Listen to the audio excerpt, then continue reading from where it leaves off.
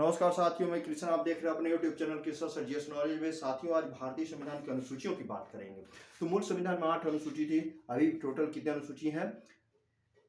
12 अनुसूचियां हैं। तो भारतीय संविधान में प्रथम अनुसूची क्या कहता है कि प्रथम अनुसूची ये कहता है कि भारत के राज्य क्षेत्र और संघ शासित क्षेत्रों का उल्लेख है। द्वितीय अनुसूची में देखेंगे वेतन, भत्ता और पेंशन का उल्लेख है। तो किनको किनको दिया जा सकता है? तो देखिए, राष्ट्रपति, राज्यपाल, लोकसभा का अध्यक्ष, उपाध्यक्ष, राज्यसभा के सभापति, उपसभापति, विधानसभा के अध्यक्ष, उपाध्यक्ष, विधान परिषद के सभापति, उपसभापति। फिर देखेंगे हम लोग उच्चतम न्यायालय और उच्च न्यायालय के न्यायाधीशों, नियंत्रक, महालेखा परीक्षक, इनको वेतन, पेंशन, भत्ता का उल्लेख है। तृतीय अनुसूची में देखेंगे शपथ ग्रहण, तो विभिन्न मंत्रियों और supreme court and high court के न्यायाधीशों के शपथ ग्रहण का भी इसमें उल्लेख है। चौथी अनुसूची में देखेंगे भारत के राज्य क्षेत्र और संघ शासित क्षेत्रों का राज्यसभा में सीटों का आवंटन। इसे कहाँ से लिया गया है? तो आयरलैंड के संविधान से लिया गया। पांचवी अनुसूची में देखेंगे आप कि अनुसूचित क्षेत्रों में अनुसूचित जनजातियों के प्रशासन और नियंत्रण का उल्लेख किया गया है इसमें। फिर देखिए छठे अनुसूची में आप देखेंगे तो जनजाति क्षेत्र, पूर्वी भारत के 4 राज्य एटीएम, असम, त्रिपुरा, मेघालय, मिजोरम, इन क्षेत्रों में प्रशासन, जनजातियों के प्रशासन का उल्लेख है।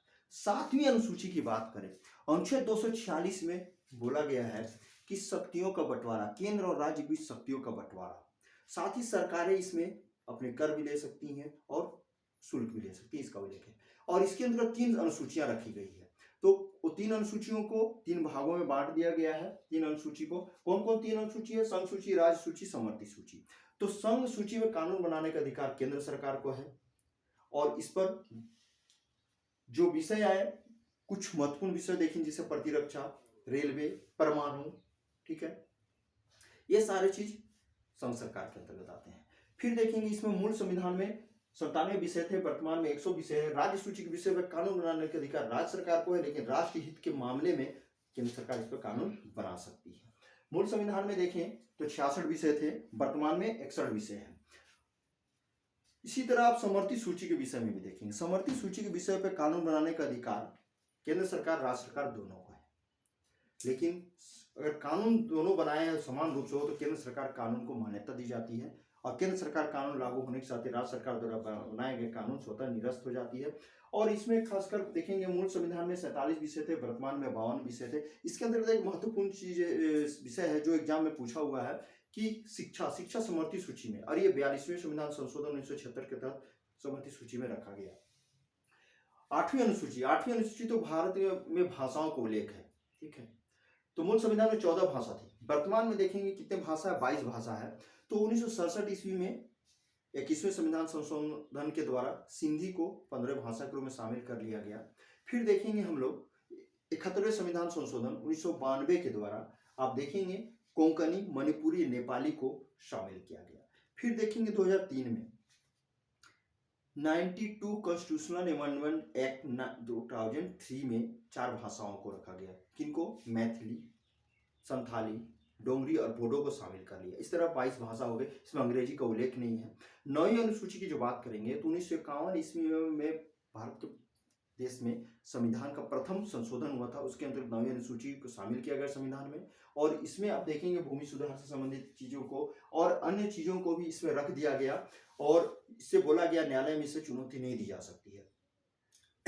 साथ ही आप देखेंगे कि तमिलनाडु सरकार 69% रिजर्वेशन को 9वीं अनुसूची में रख दिया था, इस कारण इसे न्यायालय में चुनौती नहीं दी जा सकती। लेकिन जनवरी 2007 ईस्वी में सुप्रीम कोर्ट के न्यायाधीशों ने यह प्रावधान लाया, अर्थात प्रावधान क्या कहा जाए, उन्होंने कहा, उच्चतम न्यायालय के न्यायाधीशों ने कहा कि 1973 के स्वर्ण भारतीयवाद के बाद इसमें अर्थात 9वीं अनुसूची में शामिल विषयों को न्यायालय समीक्षा कर सकती है अगर वो मौलिक अधिकार का हनन करती है तो इसे न्यायालय क्या करेगी? समीक्षा अवश्य करेगी। फिर 10वीं अनुसूची देखेंगे दल बदल कानून का प्रावधान है। ये 52वें संविधान संशोधन अधिनियम 1985 ईस्वी में लाया गया और इसमें राजनीतिक दलों पर प्रतिबंध लगाने का पहला यह प्रावधान था। एग्जाम में बहुत बार पूछा हुआ है और ये जब अधिनियम आई तो उसमें देश में राजीव गांधी पीएम थे। 11वीं अनुसूची ये 73वें संविधान संशोधन 1992 में लाया गया, लागू इसको 24 अप्रैल 1900 देखेंगे 93 को हुई। ऐसा पंचायती राज व्यवस्था का उल्लेख है।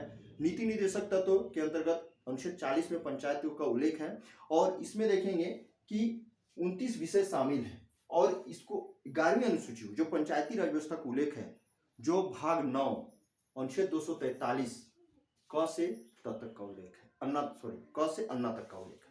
फिर देखेंगे 12वीं अनुसूची जहाँ नगर पालिका का उनके अधिकार और का देखेंगे शक्तियों और उत्तरदायित्व का उल्लेख है।